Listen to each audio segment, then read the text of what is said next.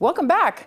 An estimated 15 million Americans do some kind of rotating shift work, including overnights, evenings, and early morning shifts. But can this type of shift work increase the risk of coronary heart disease? A new study examined the link between rotating night shift work and heart disease in a group of female nurses. This health tip is brought to you by Desert View Hospital and Mountain Valley Physicians Group. Don't put your health on hold. We have time for you. Call us to schedule your appointment. 775-751-7100. At night, when most of us are heading to bed, many healthcare workers, including nurses, are just beginning their workday. But does working these rotating shifts take a toll on their health? The link between shift work and coronary heart disease has been an open question for several decades now. Dr. Celine Vetter from Brigham and Women's Hospital and co-authors examined that link. They used data from the long-running Nurses' Health Study 1 and 2, which has followed 240,000 female nurses over a 24-year period. The researchers specifically looked at 189,000 women who reported their lifetime exposure to rotating night shift work.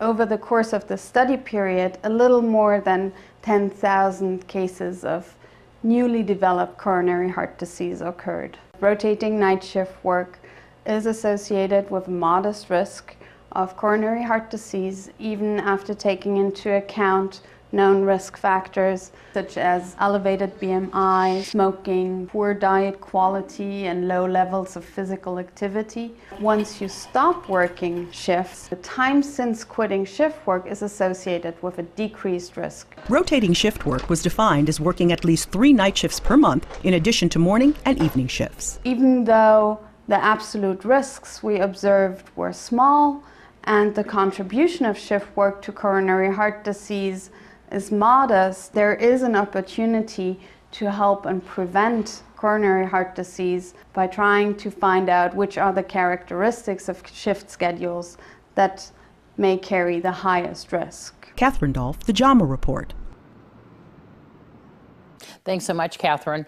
The study authors call for further studies to determine those characteristics. Valley Electric Association has been busy conducting maintenance on the high power lines east of town.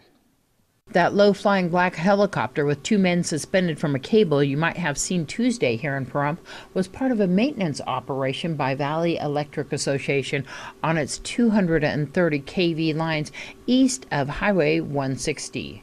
Though the use of helicopters for such tasks is not uncommon in the utility industry, Valley Electric Association has only recently begun using them. VEA has contracted with PAR electrical contractors in Las Vegas for the crews that perform the maintenance. The helicopter crews were able to complete the work much faster than the crews in bucket trucks, and it eliminated environmental concerns that occur using these trucks. There's much less disturbance on the ground, according to Valley Electric Association. The black helicopter could be seen by Pahrump residents on Tuesday, leapfrogging from one high-voltage tower to another. Working with 2 linemen per crew, the workers were suspended from the helicopter on a 50-foot cable and dropped off from pole to pole to perform the work. As one crew worked on one of the 120-foot poles, the helicopter ferried the other crew, suspended from the cable, to a different pole. The linemen, Casey Green, Dean Johnson, Tyler Rose, and Adam French, all from Las Vegas, were able to finish the work at each pole in about 2.5 minutes.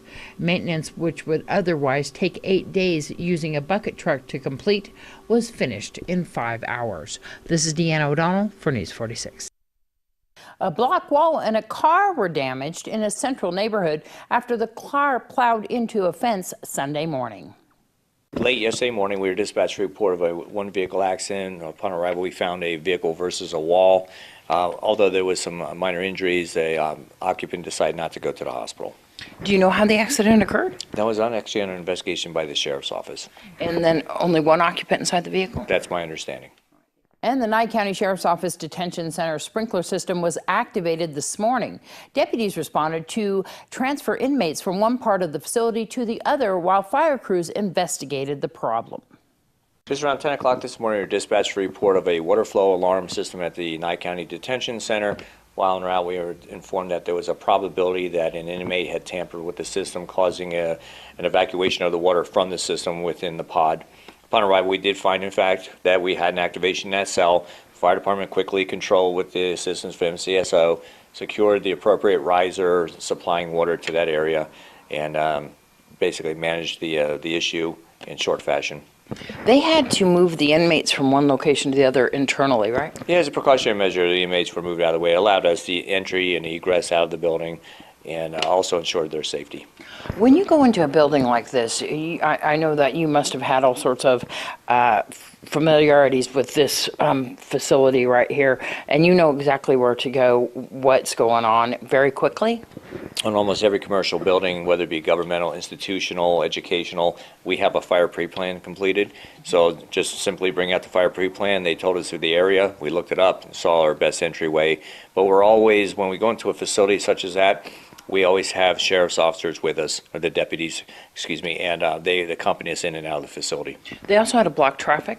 They did. That was for the incoming apparatus and some additional law enforcement units that were arriving. How did you shut off the sprinkler system? We know how to do that by going into the riser room and accessing the correct system that's supplying water to that particular area. I'm sure the sheriff's office is going to be dealing with the inmate themselves. I'm absolutely certain. More local news after the break.